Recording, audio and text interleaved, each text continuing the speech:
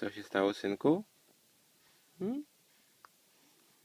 No powiedz całą historię z początku, dobrze, synku? Mhm. Mhm. Bardzo ciekawa historia. A kto ci ją opowiadał, synku? Hmm?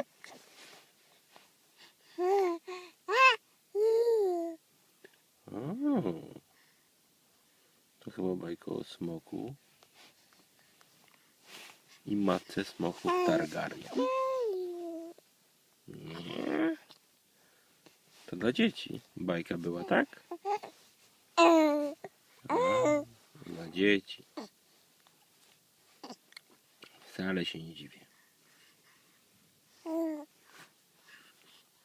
Tak?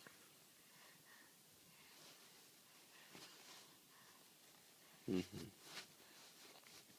No tak, na tym się kończy twój monolog właściwie. Nie, monolog. Przecież rozmawialiśmy, to był dialog, prawda, synku? Tak? Tak?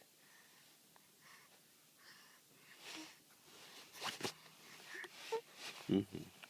No. Mogłem się tego domyśleć. Nie możesz się doczekać, kiedy mama wróci? Hmm? Kiedy mama wróci? Synku? Co? No dobrze, synku, już nie będę męczył. Może byś się zdrzemnął, co?